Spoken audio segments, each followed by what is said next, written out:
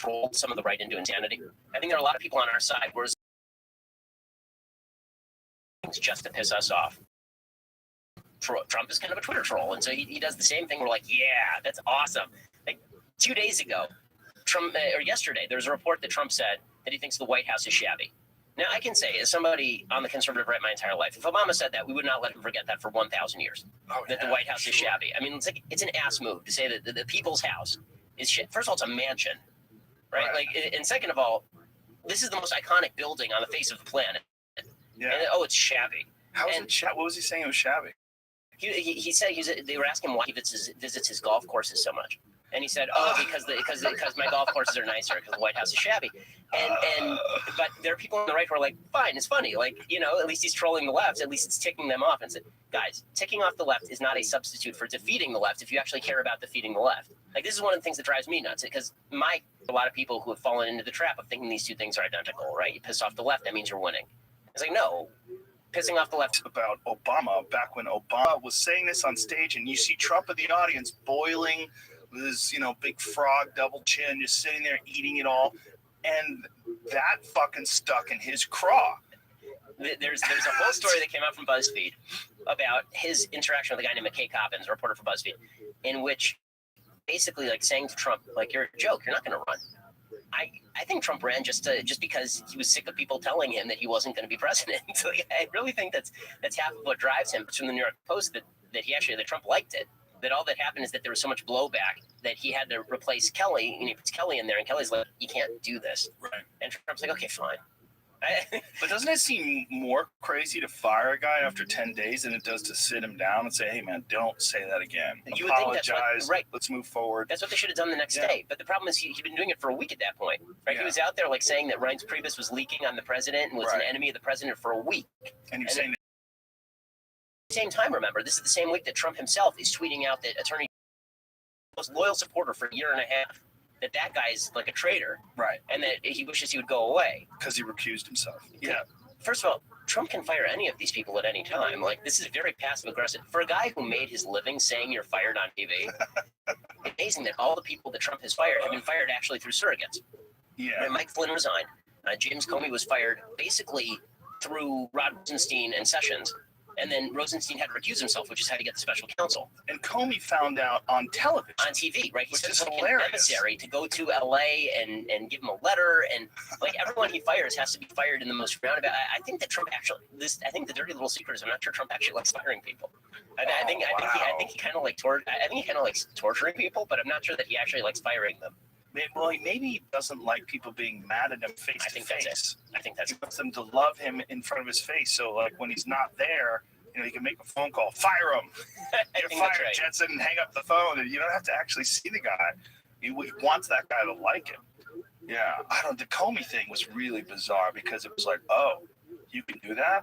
Like, this guy is looking into improprieties, and you can just say, no, you can't do that anymore. You're fired. You can't look into the things I've done wrong. Yeah, the way he did it was the stupid part. So I was calling for where he became, as basically day one. Here's my new cabinet. Comey did a great job, usher him out the door, bring in somebody new. He kept him around, and then the first thing he said to Comey, you remember, was when he met him. That's the writing on the wall right there. First of all, it's not true. But second of all, I think maybe there was also a part of the problem is that Comey's a giant. Yes. Comey's, what is he, 6'8"? 6'9", something like that. Giant dude towering over Trump. The whole thing is such a comedy. And Comey saying he was trying to hide in the curtains to avoid Trump. So you just see Herman Munster over there hiding in the curtains. Yeah, it's weird. Now, what did I'm enjoying the show. I mean, it's wild. If I didn't think that nuclear war was a possibility, I'd probably enjoy it more. But if I see a fucking Korean missile headed our way, I'm going to be pissed.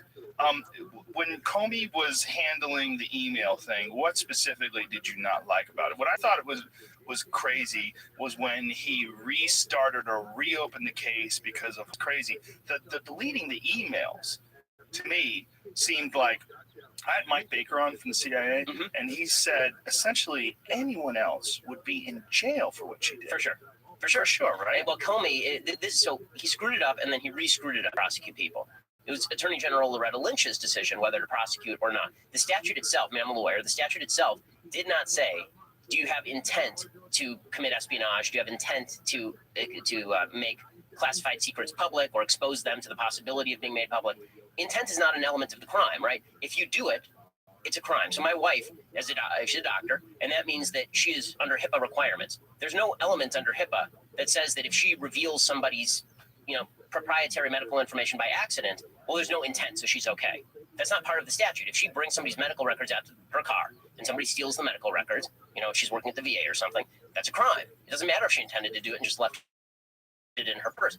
Comey read the element of intent into the crime to get Hillary off. And then he said, okay, we're not going to prosecute this. We're going to leave it alone. He shouldn't have intervened in the first place. Remember, he made an entire case basically for why she should be prosecuted. And then at the end he goes, but no, we're not going to do that. He also said we're going to keep Congress updated on any future development. Well, you get to October and there's future development. They found this laptop with all sorts of information on it, with new emails from Hillary Clinton that they haven't seen before. And now he has an obligation to inform Congress because he told them that he would. And so he screws the pooch again because he's afraid that if he doesn't reveal that information, Hillary goes on to win. And then it comes out there's something criminal. Then people are going to blame him for Hillary winning and putting a criminal in the White House. So instead he said, I'll be fully transparent. I have to honor my institution. I'm going to put this out there. Of course, then Hillary loses. And now he screwed it up twice. And then he gets into the White House. And now he's supposed to be investigating the Trump-Russia stuff at the same time. So now he's investigating basically both candidates in the 2016 election. He handled this the wrong way every step of the way because he was so focused on what will uphold the integrity of the FBI and the integrity of the investigations and the integrity of the DOJ. He was less worried about, okay, what do I actually have to do under the law? What's my obligation under the law? His obligation under the law is to shut his pie hole, hand the information over to Lynch. If Lynch wanted to kill the investigation, let her do it. So in a sense, Trump was right in saying that he's a grandstander. Yeah, for sure. I mean, I think that part was right. But he said that's really stupid. Yeah, that's intensely stupid. It's intensely stupid, but it's also strange that it didn't go anywhere. Right. Like that was it. Like that's against the law. It's obstruction. So obstruction is a little bit more than that. So you have to actually obstruction in criminal activity. There's a counterintelligence investigation going on, but not necessarily a criminal one. Okay. So not to get too specific about it, but that is specific, but you should get specific about it. Yeah, I mean the obstruction laws. I've looked into kind of the statutes that they've used to suggest obstruction, and it's not clear that there's any statute that specifically governs something like this. Plus, it is true that Trump does have the power director for any reason he chooses now. All that said, he can be impeached for any reason, criminal or non-criminal, right? Impeachment is not you don't actually have to have committed a crime to be impeached. Well, right? Most people don't even understand what impeach means. They think that somewhere or another impeach means you get kicked out of office. Right. That's not what it is. There's the House and they have to vote to impeach you.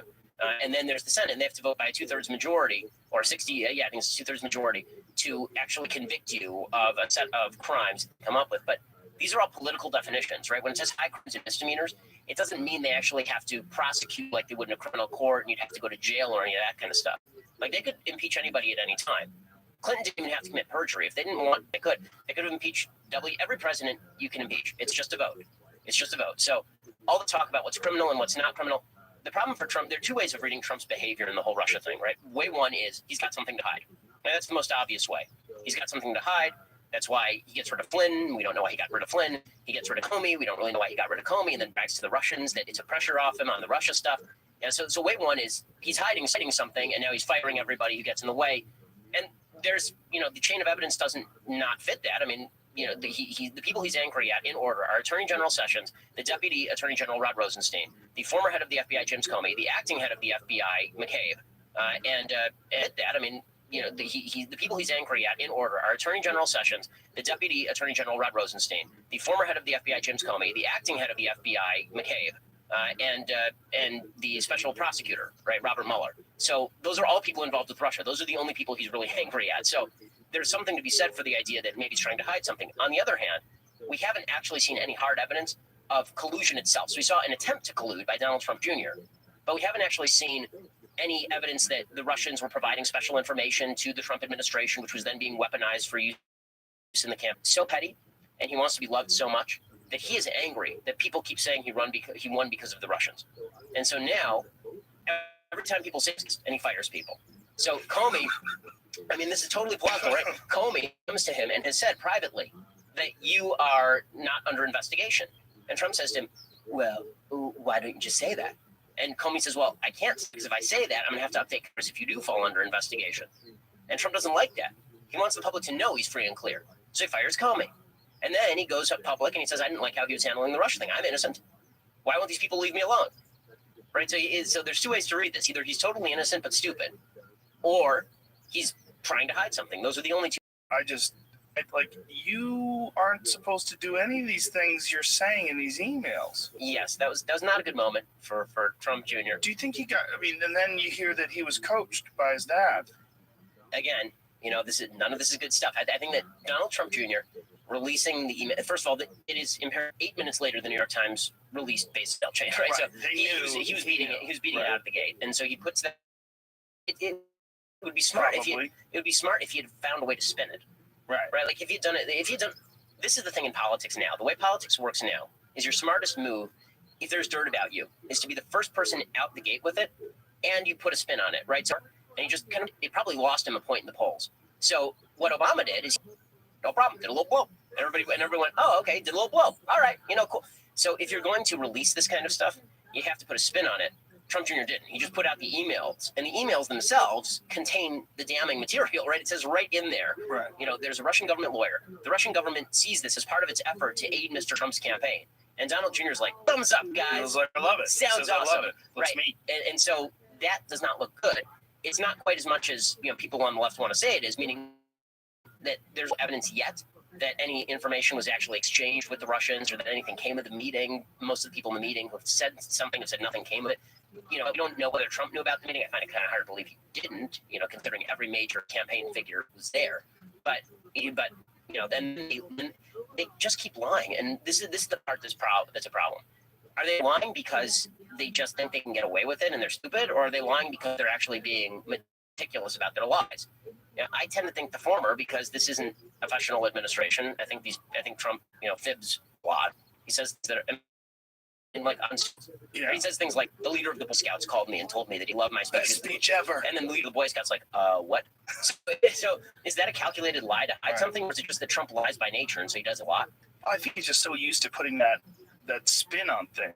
That publicity spin, right? And the people exchange information. It's just what happens. It's just you're seeing it now. So a lot of people are like, yeah, well, that makes sense, right? And this is usual, particularly usual to meet with a government that is really not friendly to the United States to receive information about your political opponents. But house of cards, you think, well, cards? I don't, because I work in politics, and when I go home at night, the last thing I want to do is watch entertainment about politics. I watch Game of Thrones. That's as political as. The thing that gets me is when people suicide themselves that are on their way to trial. I'm like, okay, I don't want to be that fucking guy. I don't want to be that tinfoil hat guy. But how many people are going to suicide themselves? Some powerful people got to them, and they murder them. It's gonna happen. It has happened. It must have happened. I mean, I think it happens a lot in Russia. I don't think that I don't believe what Trump said. And again, I think this is what Trump has a skewed vision of what politics is. And because he thinks that the outer limit of politics is Russia, he thinks anything inside that limit is now okay. Like Lyndon Johnson. Think Lyndon Johnson whacked somebody? I don't think Lyndon Johnson whacked anybody. What about Kennedy? I don't think that Kennedy. Let's see what we got here. I think things are regular when they are. I mean, that'd be really irregular. Yeah, right? It's not a regular thing around here. Even Obama wasn't trying to kill Chris Wallace. Right, but maybe I don't know. Well, Putin is obviously the extreme example, right? Obviously the extreme example is North Korea, but Putin is in that range of like a totally feared, essentially a dictator who's. I mean, there are a bunch of them, right? I mean, Erdogan in Turkey, Maduro, Assad. Assad. Venezuela, who's literally Venezuela. I don't think it gets that ridiculous, but the point I'm making is if you think that's a regular thing, if you think that it's not like a rare thing, and maybe once in a while, once every 20 years somebody gets whacked quietly for political reason, if you think that's like a regular thing, then fibbing is way inside the line, right? Like political reason. If you think that's like a regular thing, then fibbing is way inside the line, right? Like you hiding documents is really, or you writing your son's stupid statement about a stupid email exchange and then fibbing about it publicly. Malevolence, what I can attribute to be the case. It's like the Occam's razor of the Trump administration. I think that is a smart way to think, but I think sometimes malevolence razor of the Trump administration. I think that is a smart way to think, but I think sometimes malevolence is real. No, remember the Gary Condit Chandra Levy thing? Yeah, that was weird. That was a weird one. Yeah, if for people who don't know the story. This guy was having an affair. The girl turned up dead. And then 9/11 happened right away afterwards. So people kind of forgot about it. But they found her body in the park, and everybody was like, Jesus Christ. Like, this is a woman that was there with this guy. And that was horrible that he did.